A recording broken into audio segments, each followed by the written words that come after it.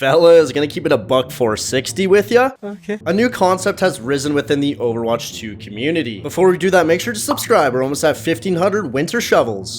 First thing I want to say, this is not my idea. It comes from Overwatch Calvary on Twitter. Now, the real question is, should a surrender system be implemented into Overwatch 2? Let's start off with some of the negative downsides to what a surrender system would bring to the game. Having a surrender system can be viewed as extremely toxic. You honestly could always get that one guy in your game that's throwing up the surrender vote at all times when something goes not their way. Even when the game's close, they just throw the surrender vote up, type GG in the chat, and AFK for the rest of the game. In my opinion, having a surrender vote in this game would just bring the team morale down if it's abused. I don't know about you fellas, but the last thing I want to see when I'm tanking up front in the Sigma here, and then I just see the surrender vote pop up on the side of the screen. To some players, it can be a little tilting. Like, to me, I don't really care personally, but to some, it could actually tilt them off the face of the earth. Here's the thing too, in Overwatch, there's a lot of bullshit that happens in this game. A lot of it. For example, off the top of my head, Genji Nano Blade, Sojourn, Ramatra Nano, Tactical Visor, and Kiriko ults, getting one tap by Hanzo randomly. Before Roadhog was nerfed, getting Roadhog hooked. You get my point. There's a long list of bullshit